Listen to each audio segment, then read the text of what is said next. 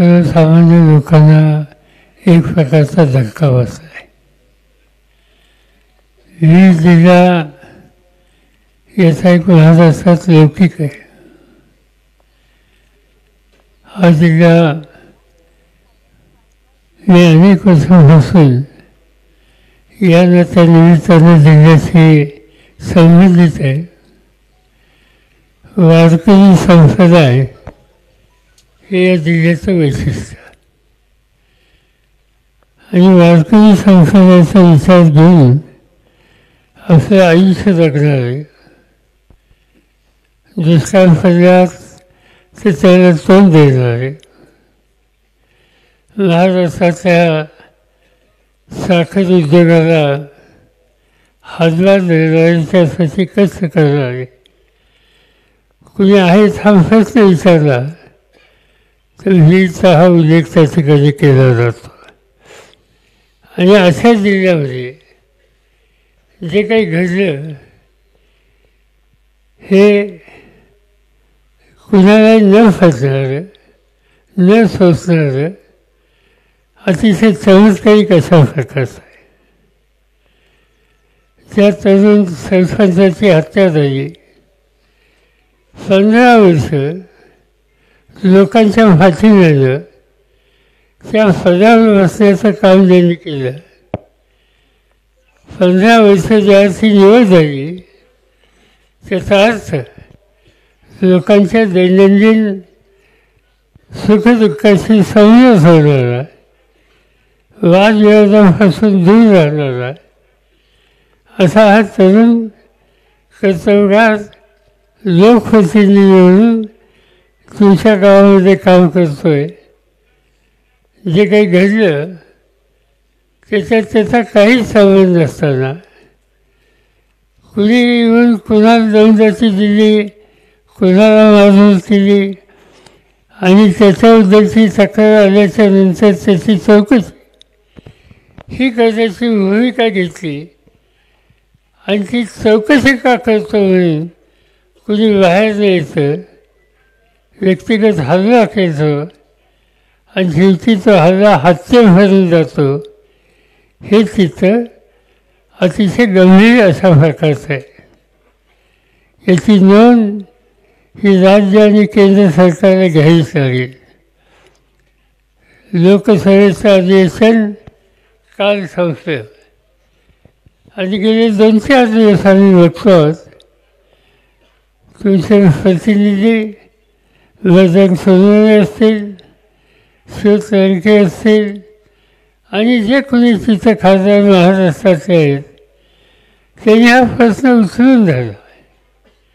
गृहमंत्र्यांना भेटले, पार्लमेंटमध्ये यांनी स्वतः हा प्रश्न त्या ठिकाणी मांडला आणि इथं न्याय द्या या प्रकारचा आग्रह बजरंग सोनवणे आणि त्यांच्या सगळ्या सहकाऱ्यांनी देशाच्या लोकसभेमध्ये मांडला.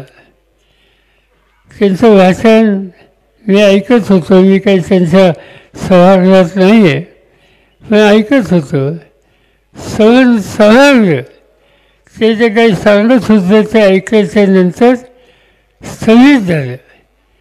या देशाच्या राज्यात काय चाललं आहे अशा प्रकारचे प्रश्न नंतर लोक विचारायला लागले. हे दुखणं जिथं मांडायला हवं आहे तिथं मांडलं. त्यांनी एकच गोष्ट सांगितली की सूत्रराज याच्या खोलात गेलं पाहिजे आणि यांचे सगळे सुसंवाद कोणाकोणाशी झाले तो टेलिफोनवर असेल आणखीन कशावर असेल ते सगळे त्याची जी काही माहिती आहे ती काढली पाहिजे, त्याच्या खोलात गेलं पाहिजे आणि त्यामधून वस्तुस्थिती ही सगळ्यांच्या समोर ही येईल. हा आग्रह बजरंग सोनवणे, लडके, बाकीच्या सगळ्या सहकार्यांनी देशाच्या पार्लमेंटमध्ये केला आणि नेमकं हेच काम विधानसभेमध्ये वीरचे आमदार क्षीरसागर त्यांनी मांडला. तुमचे जितेंद्र आव्हाड त्यांनीसुद्धा हा प्रश्न त्या ठिकाणी मांडला. त्यांनी हा कधी विचार केला नाही, ते कोणत्या समाजाचा विचार केला नाही. अन्याय होतो आहे, अन्याय झाला आहे आणि त्या अन्याय झालेल्यावर जे कोणी जबाबदार असतील त्याचं दुखणं त्यांनी त्या ठिकाणी मांडण्याचा प्रयत्न केला. मी स्वतः थोडीवर माहिती घेतली व त्याच्यामध्ये सोलंके काही बोलले, आणखीही काही लोक बोलले. एक या जिल्ह्याच्या लोकप्रतिनिधी, शेजारच्या जिल्ह्याच्या लोकप्रतिनिधी हा प्रश्न महाराष्ट्राच्या विधानसभेमध्ये सुद्धा मांडला आणि मुख्यमंत्र्यांनी काही आश्वासनं दिली. त्यांनी काही रक्कम दिली, ठीक आहे, कुटुंबाला मदत त्याची होईल, पण तुम्ही किती रक्कम दिली तर गेलेला माणूस येत नाही. त्या कुटुंबाचं हे दुःख आहे ते काही जाऊ शकत नाही. पण ठीक आहे, आम्ही काही त्याच्या खोलात जाऊ इच्छित नाही, त्याचं टिफणी करू इच्छित नाही. पण एक गोष्ट करावी लागेल की जोपर्यंत याच्या खोलात जाऊन जे कुणी जबाबदार आहेत आणि जे कुणी सूत्रधार म्हणून याच्या मागे आहेत त्यांना योग्य प्रकारचा धडा शिकवायचा आहे आणि तेही तातडीने. मला आनंद आहे की एका गोष्टीचं समाधान आहे की त्या वकील मंडळीने लेखी निवेदन दिलं. वकील वगैरे जे काही करायचं असेल तर ती जबाबदारी ते स्वतःही घ्यायला तयार आहेत. तुम्हाला त्यांची साथ या ठिकाणी होती आणि केंद्र सरकार, राज्य सरकार, लोकप्रतिनिधी, वकील मंडळी आणि या जिल्ह्यातील आजूबाजूचे अनेक लोक तुमच्या हितचिंतक म्हणून या प्रश्नाकडं गावकऱ्यांच्या आणि या कुटुंबियांच्या मागे आहे.